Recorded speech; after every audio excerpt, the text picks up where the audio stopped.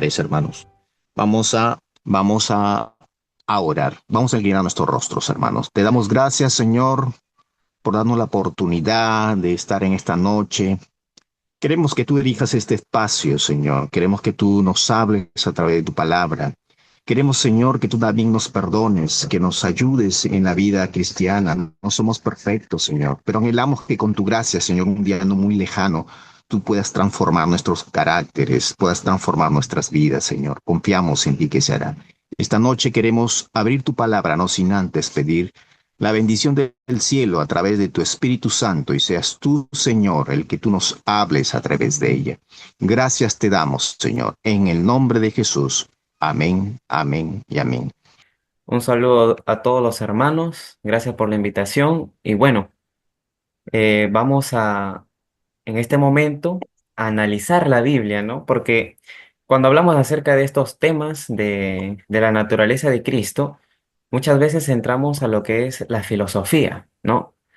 Conozco a algunas personas que cuando hablamos de la naturaleza de Cristo ya entramos a lo que es la antropología, la filosofía, la naturaleza del hombre, por qué Cristo no, por qué Cristo sí y todo ese tipo de cosas, ¿no? Pero más que todo, queridos hermanos, nosotros vamos a analizar el pasaje bíblico. Primero, vamos a dividirlo en dos partes este estudio, ¿no? La primera parte es el tema acerca de la caída del hombre, ¿no? La naturaleza de Adán. Vamos a analizar primero qué pasó allí, qué implicaciones tuvo que Adán caiga y cuál era la posición de Dios ante ese acontecimiento, ¿no? Y después ya vamos a pasar a analizar el Cristo hombre, ¿no? Que si bien es cierto, nosotros, o creo que la mayoría de los que estamos en la reunión, tiene esa posición post-lapsaria, ¿no? Que es después de la caída con la que Cristo, con la naturaleza con la que Cristo vino aquí a este mundo. Yo tengo aquí las diapositivas, va a ser para guiarnos en este estudio.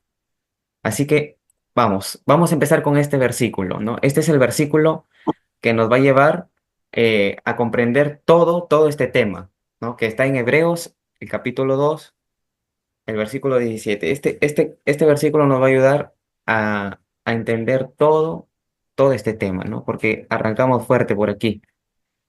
Y es efectivamente un versículo paulino, ¿no? De Pablo. Es más, antes de empezar, quisiera yo decirles que cuando uno lee a Pablo, eh, logra comprender más a Cristo, a la perfección, logra comprender más a Cristo, porque Pablo presenta a Cristo en su humanidad y en su divinidad, ¿no? Es increíble cuando uno lee a Pablo. Y Pablo a los hebreos les dice, ¿no?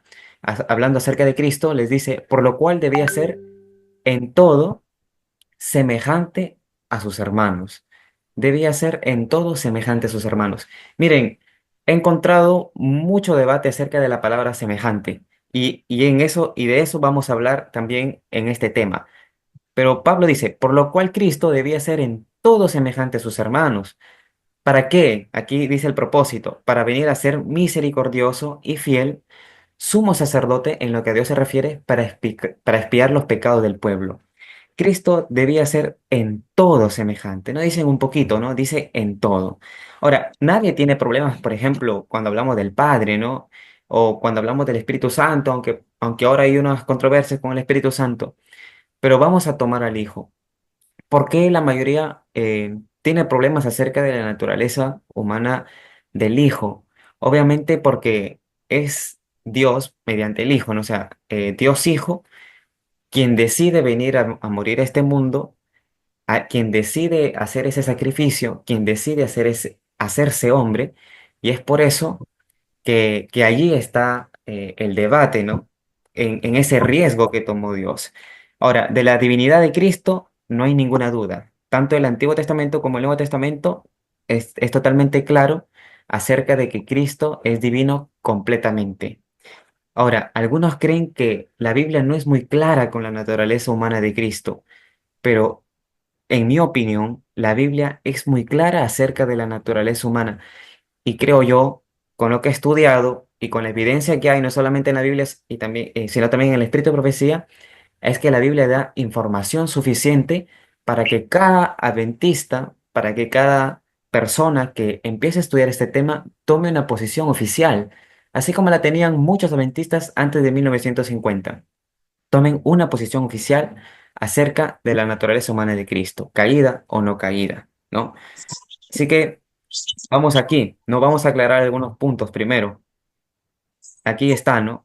La controversia actual es el tipo de la naturaleza que tuvo Cristo. Eso es lo que vamos a ver. La no caída, que vamos a llamarle una naturaleza humana perfecta, o la naturaleza humana pecaminosa, ¿no? La caída, ¿no? Y aquí están algunos temas.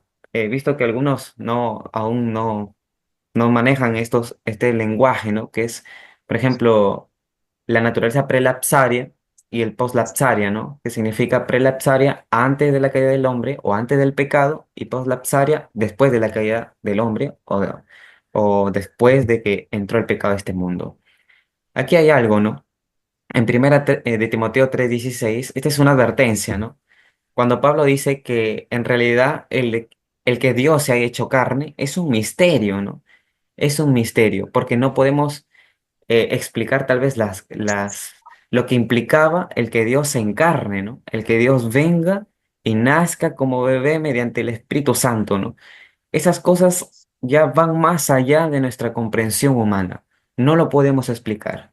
Y por más de que nos juntemos a 100 científicos y los mejores, no van a poder explicar ese proceso porque no es normal, eso obviamente, pero sí podemos entender las implicaciones de que Él se haya hecho carne, humano, como nosotros, ¿no? Y eso es lo que vamos a analizar.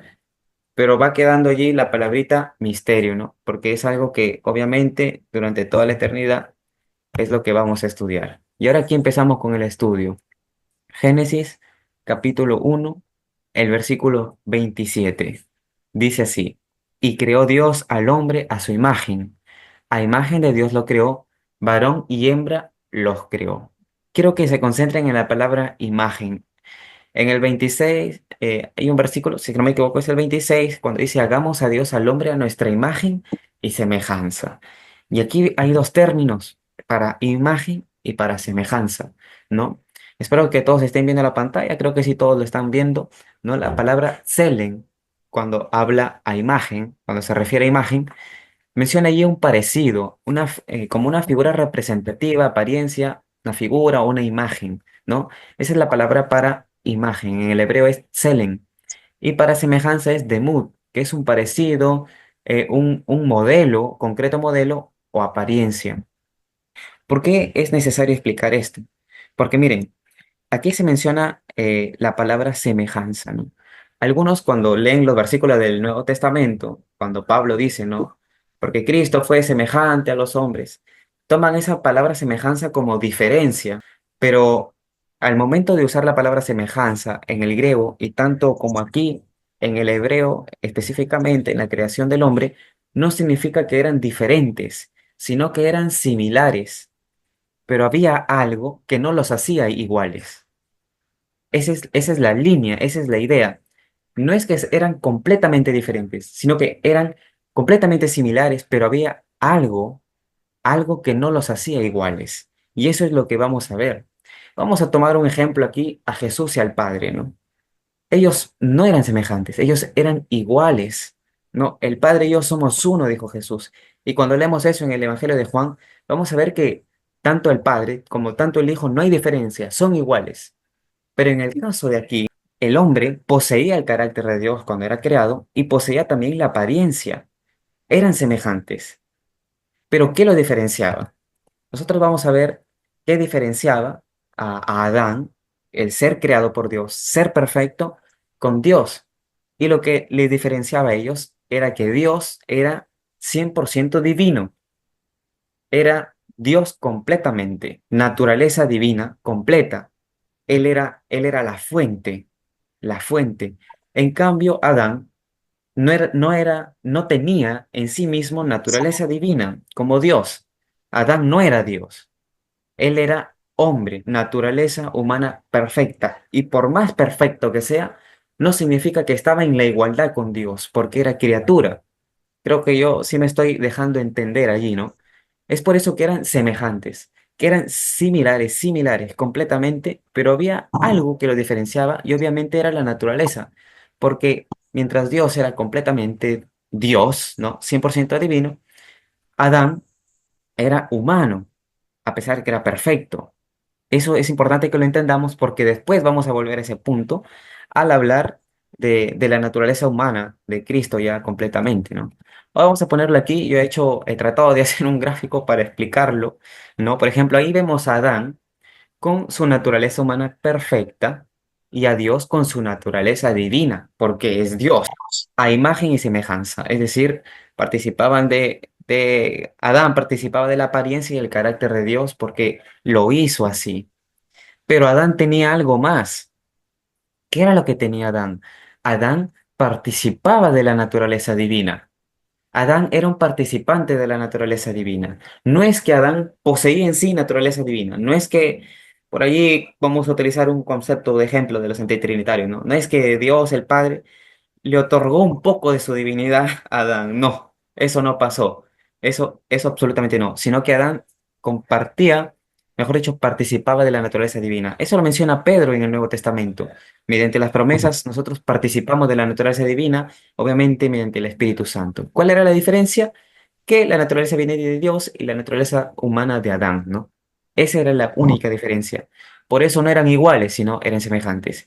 En cambio, si ponemos ahí a Jesús y al Padre, obviamente ambos son iguales. Ya no podemos decir que son semejantes, ¿no? Entonces aquí llegamos a la primera conclusión de la palabra semejanza. Aunque tengan la misma apariencia, no tienen la misma naturaleza.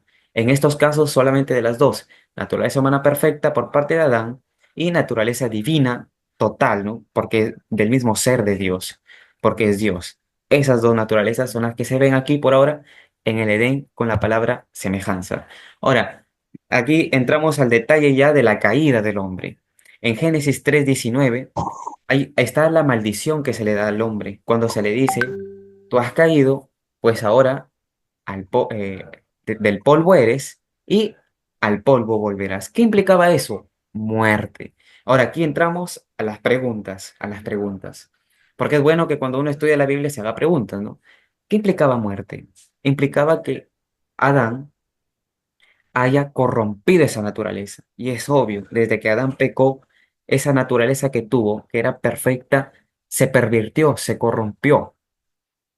Y esa corrupción de esa naturaleza lo llevaba a la muerte. Porque Adán no podía morir si seguía teniendo esa naturaleza humana perfecta. No podía morir.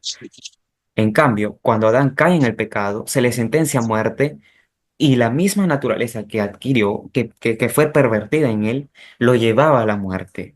Al polvo eres y al polvo volverás. Y al final ahí he puesto una idea donde dice, solo puede morir alguien que venga a este mundo con condición caída.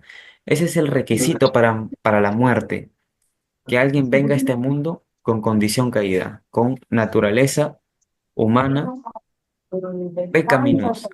Solo puede morir alguien que venga a este mundo con condición caída, es decir, con naturaleza humana pecaminosa. Por eso, tanto como Adán y Eva tenían que morir, no solamente porque la maldición implicaba eso, la maldición implicaba que ellos tengan una naturaleza humana pecaminosa.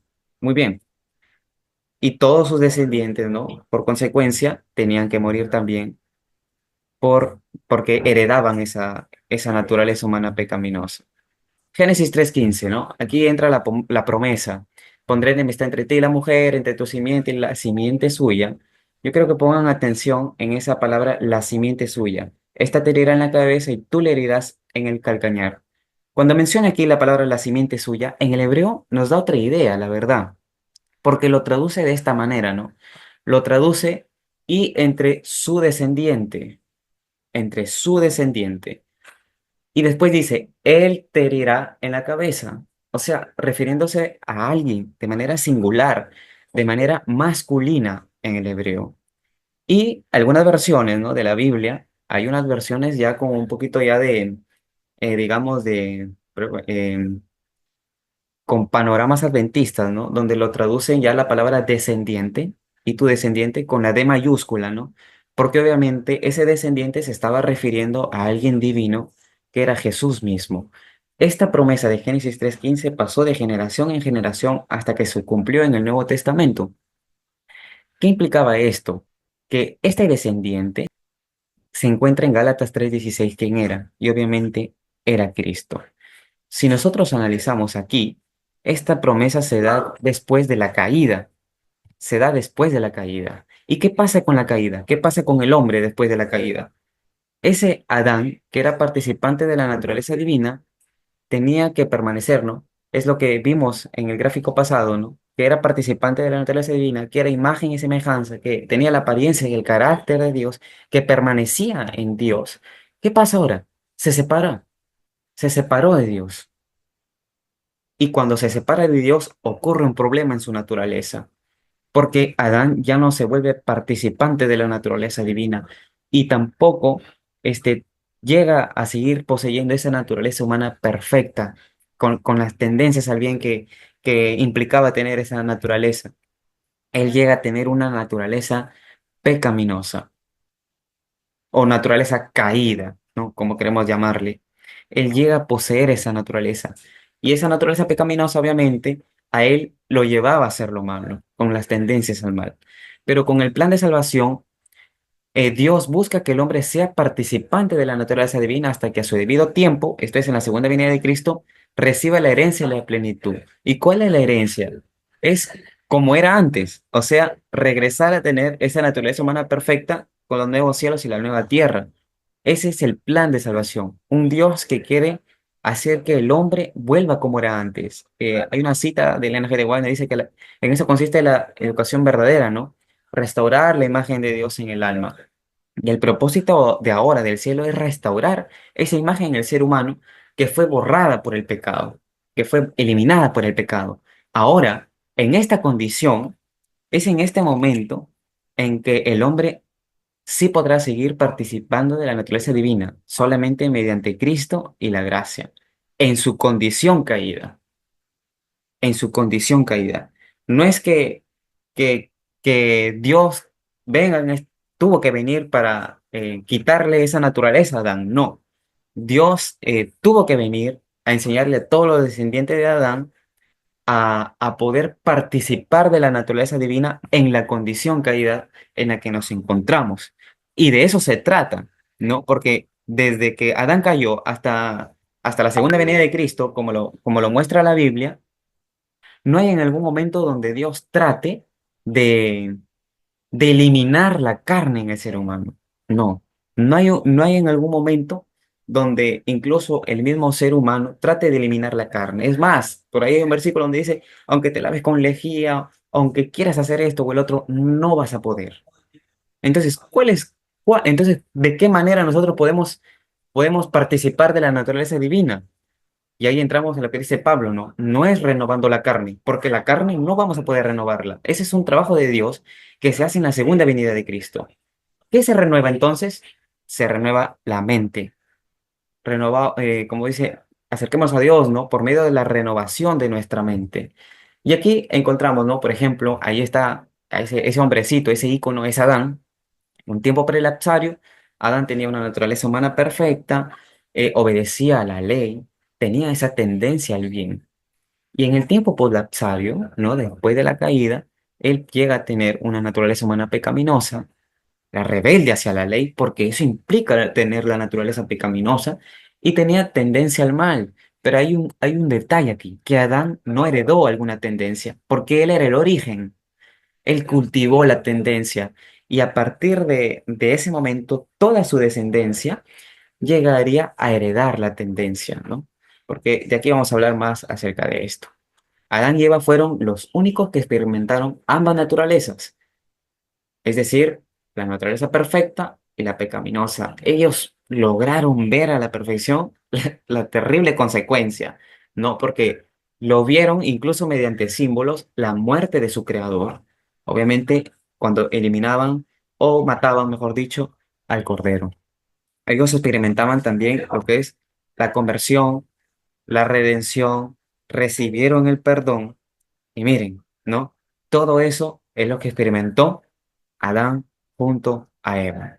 Y obviamente el Señor, ya desde la eternidad, se había había hecho un pacto, ¿no? La deidad hizo un pacto para solucionar este problema. Y aquí entra ya lo que es el plan de salvación. Tenían que solucionar este problema. Antes de la caída, naturaleza humana perfecta. Después de la caída, naturaleza pecaminosa. Ahora, ¿qué Adán necesitaba ser redimido? Y aquí nos hacemos las preguntas, ¿no? ¿Adán en qué naturaleza? En la naturaleza perfecta, Adán no necesitaba redención. No necesitaba redención. Él tenía tendencias al bien. Su desobediencia fue por un, o sea, un misterio, ¿no? Un misterio, así como explicar el misterio de iniquidad. Pero él, él falló en todo su conocimiento cabal de lo que hacía, de lo que iba a hacer, era pecado. Él decidió deliberadamente pecar, llamémosle así. Por lo tanto, no era idéntica a las tentaciones de Cristo, porque Adán no fue tentado para pecar. Simplemente era un engaño que tenía en el corazón de amar más a su pareja que al Señor. En cambio, aquí, después de la caída en la naturaleza pecaminosa, Adán ya era tentado, no solamente externamente, sino de manera interna, sus propias concupiscencias, así como todos sus descendientes. ¿Cuál necesitaba redención? ¿Adán en qué naturaleza? Hermanos, con lo que hemos visto aquí, es lógico. Adán necesitaba ser redimido de su naturaleza pecaminosa. Es ilógico que Dios, siendo perfecto, venga a salvar a alguien que tenía perfección. Es ilógico. Es por eso que Cristo, perdón, vino a salvarlo a Adán de esa naturaleza. Y no solamente a Adán, sino a todos nosotros. Necesitaba ser redimido Adán después de la caída. Génesis 3:15 es una promesa en tiempo post-lapsario. Se da después de la caída. Eso nos indica ya que el Redentor nacería en un tiempo poslapsario, con la misma suerte de los poslapsarios. Por lo tanto, el varón o el descendiente debe llegar en la misma condición poslapsaria, por ser descendiente de mujer, de Eva. Imaginémonos toda la descendencia de Cristo. Y tenía que salvar de su condición actual del hombre, no de la antigua. No, no habría sentido. No habría sentido. Ahora ya entramos aquí a leer algunas citas que nos van a ayudar a entender. Por ejemplo, Mensajes Selectos, tomo 1, página 314.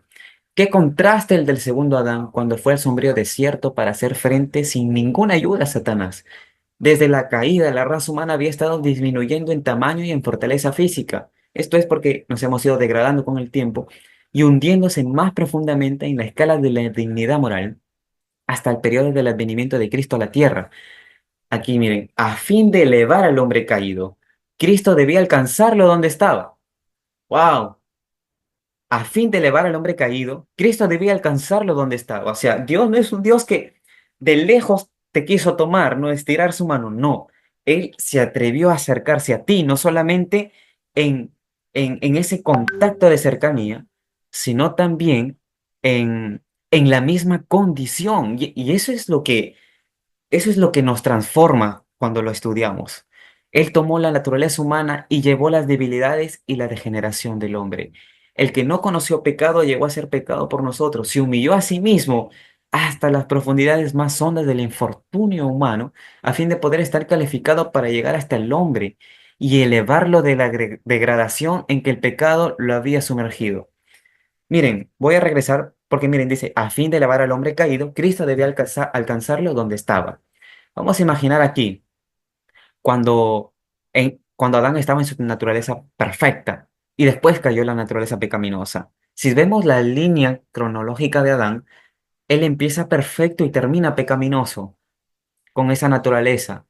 Si Cristo debía alcanzarlo donde estaba, en su condición, para después elevarlo a su condición antigua, Cristo es como el orden cronológico reverso de Adán. Él llega con la naturaleza pecaminosa y después termina con la naturaleza perfecta. ¿Y cómo se ve eso? O alguno pensará que esto suena raro. Bueno, Cristo llega a este mundo con esa naturaleza pecaminosa y cuando resucita, no significa que él dejó de ser humano, seguía siendo humano, pero ahora ¿con qué naturaleza? Obviamente con una naturaleza perfecta. Es por eso que es nuestro ejemplo. Y eso es lo que menciona aquí la sierva del Señor. Dice, tenía que estar calificado. Este Dios, que es amor, tenía que estar calificado para ser al hombre. Y obviamente, como leímos ahí en Hebreos capítulo 2:17 al principio, tenía que ser semejante en todos sus hermanos. Y eso es interesante. Filipenses capítulo 2 versículos 5 al 8. Haya pues, versículo conocido, ¿verdad? Haya pues en vosotros este sentir que hubo también en Cristo Jesús, el cual siendo en forma de Dios, esta palabra siendo en forma en el griego es morfé, que puede significar igualdad, así como también igualdad y naturaleza, prefiguradamente. Siendo en forma de Dios, no estimó al ser igual a Dios como cosa que aferrarse, sino que se despojó a sí mismo, se vació a sí mismo, tomando forma de siervo. La palabra siervo, con una traducción pura, sería esclavo. Cristo tomó forma de esclavo voluntariamente, hecho semejante a los hombres. Miren, esa palabra forma de esclavo. Cristo de alguna manera, al venir a este mundo, se esclavizó, pero voluntariamente por amor a todos nosotros. ¿Por qué se esclavizó? ¿Quién lo esclavizaba a Cristo? Hermanos, ¿acaso tener esta naturaleza pecaminosa la que tenemos, que a veces nos llega a jugar malas pasadas, a jugar malas decisiones, malos actos, no es estar esclavizado? Cristo de alguna manera estuvo esclavizado, pero él fue libre, a pesar de que era esclavo, a pesar de que era siervo, porque obviamente nunca desarrolló, nunca permitió que esa naturaleza despertara en él. Fue hecho semejante a los hombres, ¿no? Ya vimos la palabra semejante, ¿no? En este caso, Cristo era semejante a nosotros. ¿Por qué? En dos aspectos. El primero, porque Él seguía siendo Dios a pesar de que se hizo hombre. Cuando Cristo vino a la tierra, no perdió su divinidad. Él seguía siendo Dios, 100% Dios, 100% divino, pero adquirió la humanidad 100% hombre. Es por eso que era semejante a nosotros. ¿Por qué? Porque nosotros somos 100% de hombres, perdón, 100% hombre, y eso nos une a Cristo. Mas la divinidad nosotros no la tenemos, no somos Dios. Por eso no somos iguales a Él, sino semejantes. Y otro sentido es porque, a pesar de que cada uno de nosotros era 100% hombre, o somos 100% hombre, con esa naturaleza pecaminosa, ¿cuál es la diferencia? Es que nosotros sí obedecemos las tendencias, sí pecamos, mas Él nunca pecó. Y dice aquí, y estando en la condición de hombre, se humilló a sí mismo, haciéndose obediente hasta la muerte y muerte de cruz. Interesante, muerte de cruz. ¿Cuál fue el propósito por el cual Cristo vino a morir por nosotros? ¿Cuál fue el propósito por el cual Cristo vino aquí a la tierra? Y lo que dice aquí Lucas 19:10. Él vino a buscar y salvar lo que se había perdido. Hay algún pensamiento, ¿no? Que está lamentablemente incluyéndose en la iglesia también, es que, bueno, Cristo me salva y listo, hago lo que quiero, que me perdone y ya. Hermanos, no debe ser eso, porque la salvación de Cristo, algunos dicen, la salvación de Cristo es gratis, pero estudia el proceso de la salvación, estudia qué implicaba que Dios nos salve. Hermanos, esa cosa va más allá, incluso en la eternidad lo estudiaremos. Cristo vino a salvarnos plenamente, a darnos libertad, a enseñarnos de que en nuestra condición caída, tú y yo y todos los que en algún momento van a escuchar de estos temas, podemos vencer el pecado, tener una vida de victoria. ¿Quién es el ejemplo de esa vida victoriosa en condición caída, en naturaleza pecaminosa? Cristo, quien condenó al pecado en la carne. Y eso es alentador.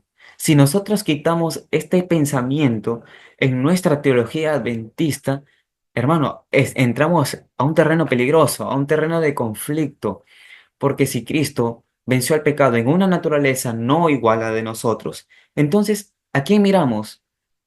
¿A quién seguimos? ¿No teníamos derecho de reclamarle a Dios? Eso son cositas que deben ponernos a pensar. Vamos a analizar aquí de dónde viene Cristo. Hebreos 2:11.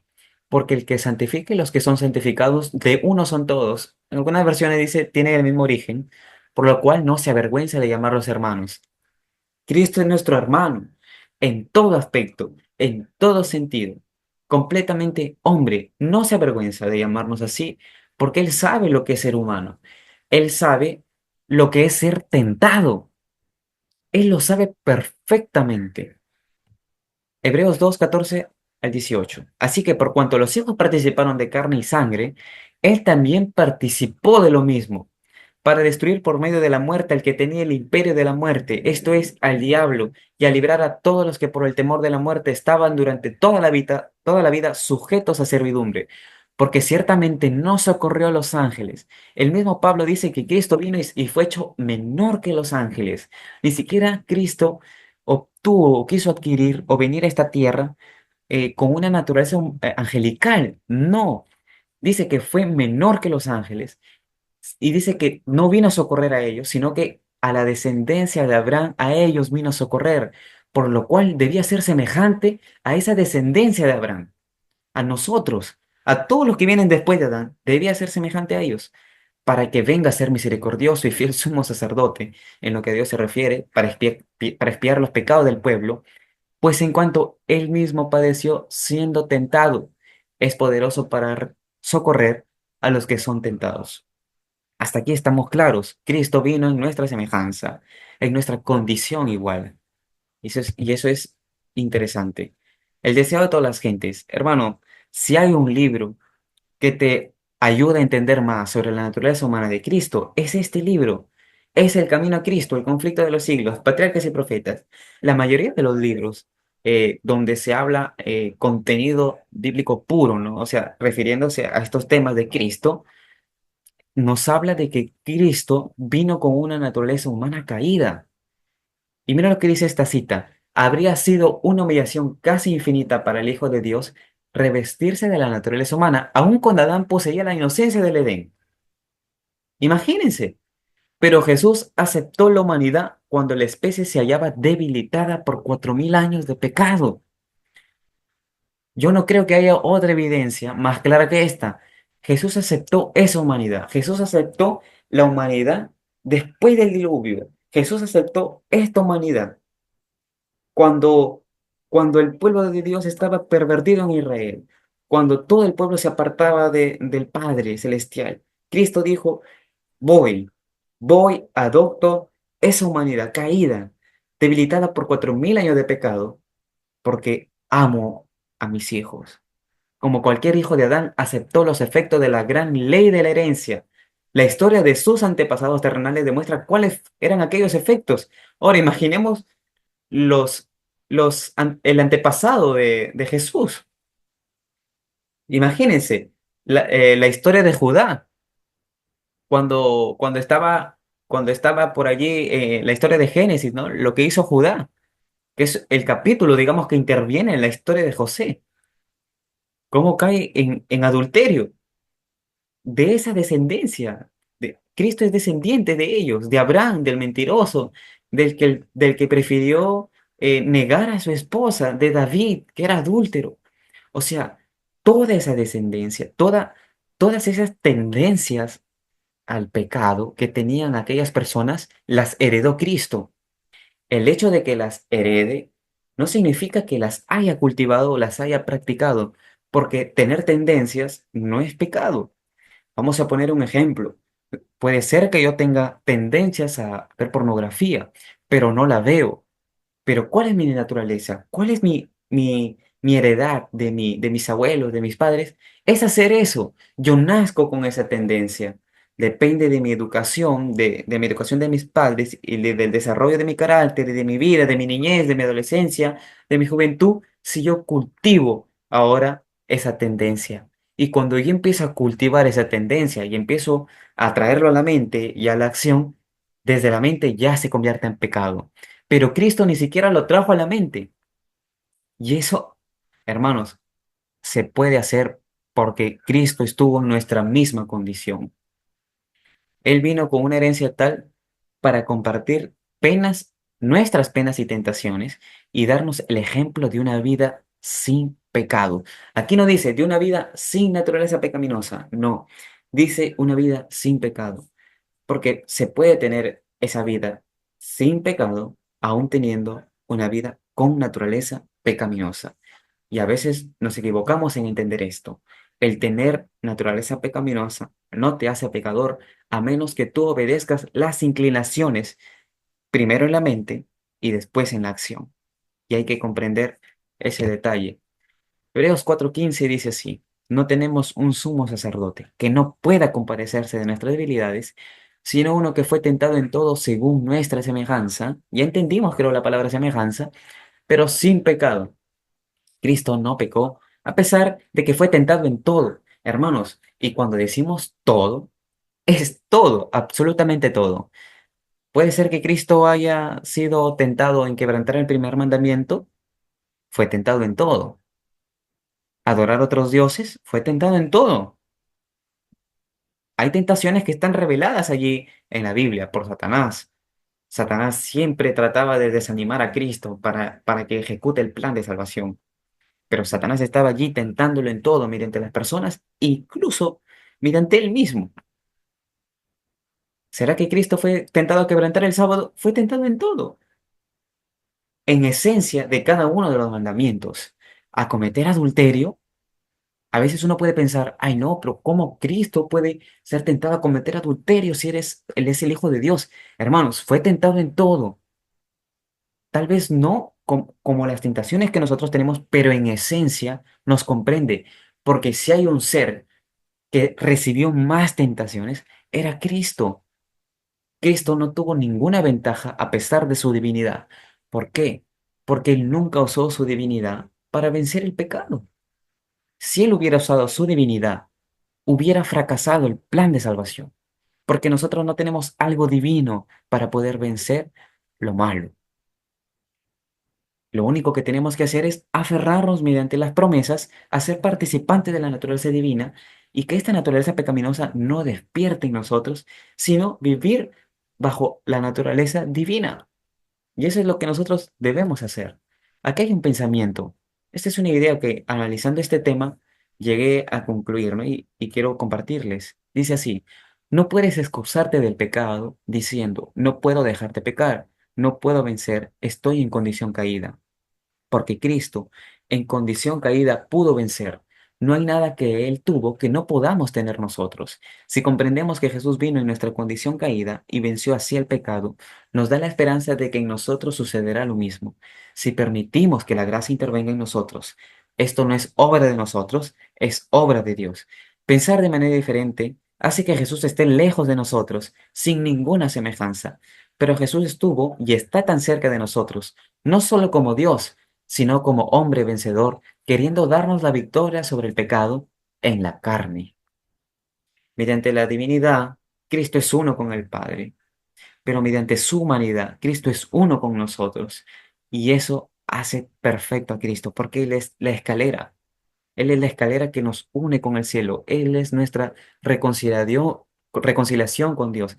Él es la expiación, Él mismo es la expiación. Y Romanos 8:3, porque lo que era imposible para la ley, por cuanto era débil por la carne, Dios enviando a su Hijo en semejanza de carne de pecado. Algunos tratan de analizar palabrita por palabrita, pero aquí hay frase, semejanza de carne de pecado. Y a causa del pecado, en consecuencia del pecado, condenó al pecado en la carne. Aquí la palabra carne, así como en la mayoría de las palabras donde aparece carne, que podamos leer en el Nuevo Testamento, en el griego es la palabra sarx. Y cuando uno investiga allí en un diccionario acerca de esa palabra, puede encontrar tres definiciones. La primera es carne animal, que se usa específicamente para comer, ¿no? La segunda es carne en el sentido de cuerpo como separado del alma. Y la otra es una naturaleza humana, un cuerpo humano con todas sus debilidades y obviamente con toda su debilidad humana, mejor dicho, llamémosle, con toda la naturaleza humana caída. Esas tres definiciones son las que se pueden encontrar para SARS. Y la otra es cuerpo humano, simplemente carne, cuerpo humano, ¿no?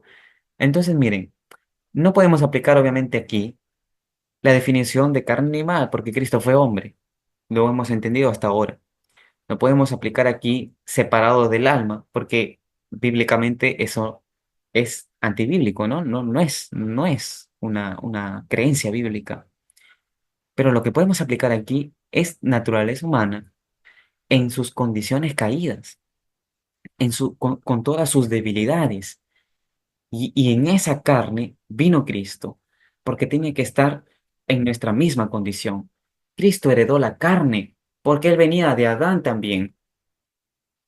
Es decir, Cristo heredó la naturaleza pecaminosa, pero no cultivó ninguna tendencia ni obedeció, tanto en mente y en cuerpo, las inclinaciones de la naturaleza. Y eso hay que entenderlo claramente. Cristo se mantuvo santo sin usar su divinidad. ¿Cómo lo hizo? Esa es la pregunta que nos hacemos, ¿no? ¿Cómo lo hizo si no se apoyó en su divinidad? ¿Mediante quién? Juan 1.14 dice que el verbo fue hecho carne, fue hecho sarx, el logos, ¿no? El logos fue hecho sarx y habitó entre nosotros, vimos su gloria, gloria que como unigénito del Padre, lleno de gracia y de verdad. Estas cosas, la gracia del Padre, lo hizo a Cristo mantenerse santo, mantenerse en, en ese ámbito de consagración, en ese espacio que lo capacitaba para vencer la tentación, para no pecar desde su interior. Eso es lo que lo llevó a Cristo a ser vencedor, dependencia total del Padre. Miren lo que dice el ministerio médico, específicamente la última parte. Dice, Cristo, obviamente dice Él, ¿no? Refiriéndose a Cristo, Él tomó sobre su naturaleza sin pecado nuestra naturaleza pecaminosa para saber cómo socorrer a los que son tentados. Miren, Cristo, el que tenía una naturaleza sin pecado, tomó nuestra naturaleza pecaminosa. Es decir, fue igual a nosotros, ¿no? Mejor dicho, semejante, ¿no? Lo que nos diferenciaba era su naturaleza divina, porque Él es completamente Dios y que no pecó. Pero miren, llegó a estar en la misma condición para saber cómo socorrer.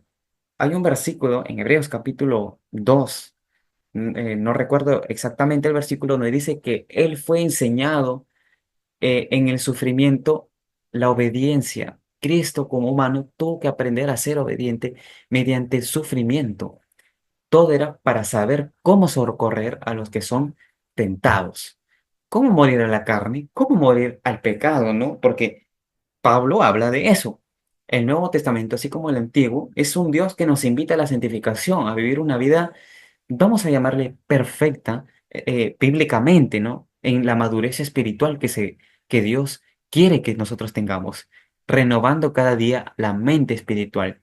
Y Cristo es ese ejemplo perfecto que lo que puede hacer el poder de Dios y su gracia en nuestra vida, tener una vida victoriosa. Y ahí vemos unos versículos donde menciona que Jesús dependía del Padre.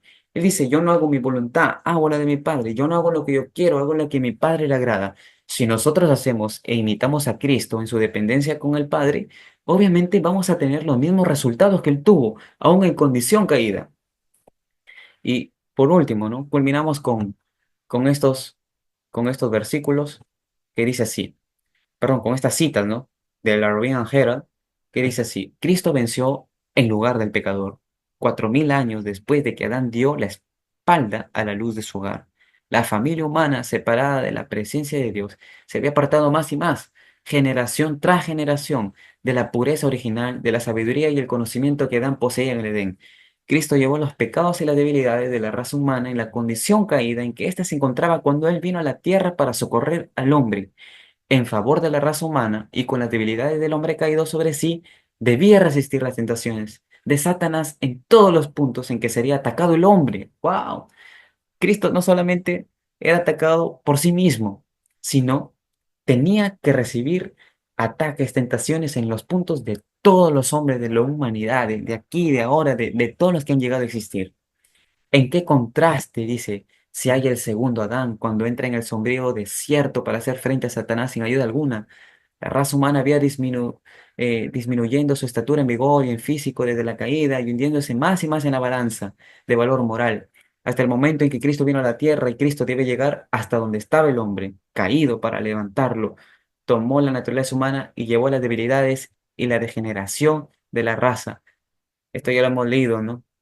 Pero imagínense todo ese gran costo, ese gran sacrificio que hizo Dios solamente para que tú y yo participemos de esa salvación perfecta. Vamos a llegar aquí ahora a las conclusiones para ir finalizando. Por cierto, aquí hemos visto todo desde el ámbito bíblico, analizando los versículos, analizando algunas citas del espíritu de profecía. No he querido entrar a algunos temas filosóficos porque siento que no tienen nada que ver aquí. Para explicar la naturaleza de Cristo hay que hablar desde la Biblia y del espíritu de profecía, no desde lo que podría ser, desde el puede ser, no, porque la Biblia es clara, ¿no? La Biblia es clara. Conclusiones. Si Cristo no tomó una naturaleza pecaminosa como nosotros la tenemos, no puede socorrer a los tentados porque no está en nuestra condición. Esa es una de las conclusiones que podemos tener con este tema. Cristo heredó las tendencias, pero no cultivó ninguna. Él se encontraba en el área de la consagración y permanencia a Dios. Ahora, la palabra tendencias en algunas veces puede aparecer como propensiones o inclinaciones, ¿no? La traducción correcta del inglés, si es que no me equivoco, es propensión, ¿no? Pero él, a pesar de que heredó eso por sus antepasados, no cultivó eso, no hizo hábito eso, ¿no? Él fue lleno del Espíritu Santo, Dios lo llenó del Espíritu Santo y podemos también nosotros ser llenos del Espíritu Santo. Cristo fue tentado en todo, en cada punto de la ley, interna y externamente, pero venció en todo momento, por eso es sacrificio perfecto, por eso lo es. Cristo es ejemplo para el hombre caído, de que en condición caída, se puede vencer mediante la gracia y el poder de Dios. Ahora, no vayamos al otro lado del legalismo, del perfeccionismo, no, porque tú puedes vencer el pecado, sí, pero no mediante ti. Es mediante el poder y la gracia de Dios. Toda la honra y la gloria es para Dios. Los 144.000 serán vencedores del pecado, no porque ellos desarrollaron o en su mente se imaginaban o se concentraban, porque ahí entraríamos en espiritismo, ¿no? No, ellos lo hacían porque se imitaban o lo harán porque imitarán el ejemplo de Cristo, que es depender completamente del Padre, de la deidad, de la divinidad. Y Dios derramará su espíritu sobre ellos al tal punto que a pesar de que posean y sigan poseyendo esa naturaleza pecaminosa, no pecarán o no obedecerán esa tendencia al pecado y solamente lo harán mediante la gracia y el poder de Dios. Es Dios quien los sellará, no es que ellos se sellarán a sí mismos. Una conclusión final, que con esta cita es importante comprenderla, ¿no? Nunca podrá comprenderse el costo de nuestra redención hasta que los redimidos estén con el Redentor delante del trono de Dios. O sea, imaginémonos, si esto ya nos eleva a darle gloria a Dios por el gran sacrificio, porque vino en nuestra condición, no le importó humillarse, no le importó degradarse para salvarnos, imaginémonos cuántas más cosas bellas y esplendorosas nos enteraremos allá. Dice, entonces al percibir de repente nuestros sentidos arrobados las glorias de la patria eterna, recordaremos que Jesús dejó todo por nosotros, que no solamente se desterró de las cortes celestiales, sino que por nosotros corrió el riesgo de fracasar y de perderse eternamente. Hermanos, ¿saben qué implica perderse eternamente? Implica morir eternamente. Y esa fue la sentencia del Edén, muerte eterna. Esta naturaleza te va a llevar a la muerte eterna. Y recuerden, alguien con naturaleza perfecta, sin pecado, no puede morir ni perderse eternamente. Pero Cristo corrió ese riesgo. Hermanos, la divinidad corría en riesgo de perderse eternamente. Y eso cuando me lo imagino es algo que por más de que quiera llegar a conclusiones ya no se puede, porque es algo que estudiaremos en la eternidad. Esto lo estudiaremos en la eternidad. Hay muchas cosas que implican que Cristo se ha hecho hombre y eso hace que nosotros nos pongamos a pensar y con temor santo, reverente, arrodillarnos y decirle a Dios, Señor, perdona nuestra miseria y por favor, ayúdanos a agradarte. Hermanos, por eso dice, cuando lleguemos al cielo, arrojaremos nuestras coronas a sus pies y elevaremos ese canto, ¿no? Digno es el Cordero que ha sido inmolado de recibir el poder, la riqueza y la sabiduría y la fortaleza y la honra y la gloria y la bendición, el deseo de todas las gentes. Hermanos, todo este tema, todo esto de la naturaleza humana de Cristo, de la naturaleza pecaminosa de Cristo, más allá de llevarnos a la controversia, debería llevarnos a la humildad y comprender de que nuestro Dios, en su infinito amor, llegó a ser de nuestra condición. Algunos creen que a Cristo lo rebajamos cuando pensamos de que vino en condición pecaminosa. Y es que es cierto, la misma Biblia dice que se humilló, ¿no? Cristo se vació a sí mismo, se despojó a sí mismo. Una palabra, esa palabra de vaciarse a sí mismo en el griego es denigrarse, se denigró, deshonró. Imagínense. Y eso lo hizo Cristo voluntariamente. Pero ¿eso qué hace en mí? Hermanos, cuando estudio este tema, y creo que pasa lo mismo con ustedes, cuando estudiamos este tema, nos hace sentir unos completos miserables. Porque, ¿qué respuesta podemos dar a este amor? No hay nada que podamos hacer. Simplemente, como dice aquí en la cita de Elena, toma mi corona, Señor. No soy digno, no soy digno ni siquiera de tu justicia, pero tú lo hiciste. Así que digno es el cordero que ha sido inmolado. Así que yo quisiera terminar con una oración con todos ustedes para que todos nosotros podamos apreciar este sacrificio que, que Cristo tendrá las huellas en toda la eternidad, por toda la eternidad, que son las huellas de nuestra redención. Señor, gracias por este maravilloso sacrificio que has hecho con nosotros, porque no te importó el, el ser igual a Dios, al Padre, sino que te despojaste, Señor, y viniste con una naturaleza pecaminosa igual a de nosotros para compartir nuestras debilidades. Y a pesar de que no pecaste, fuiste tentado, Señor. Por eso ayúdanos a mirarte solamente a ti, porque en ti obtenemos esa victoria sobre el pecado, porque en ti obtenemos esa victoria sobre nuestra debilidad, sobre nuestras tendencias cultivadas, Señor, porque tú eres Dios con nosotros, pero también eres hombre, Señor, con nosotros. Y nos haces más que vencedores porque nos amas y quieres que nosotros participemos de esa victoria aún en nuestra condición caída. Renueva cada día nuestra mente y que cada hermano que esté aquí y que en algún momento llegue a estudiar alguien este tema pueda encontrar a ese Cristo perfecto y ese Dios que lo dio todo por amor, que corrió el riesgo de fracasar y perderse eternamente solamente para salvarnos. Señor, si tuviéramos nuestra corona ahora te la arrojaríamos a los pies porque tú eres digno, pero te entregamos nuestro corazón y nuestra vida como sacrificio vivo y agradable para agradarte, Señor. Bendícenos, Padre, y danos sabiduría. En el nombre de Jesús. Amén. Bueno, hermanos, esta es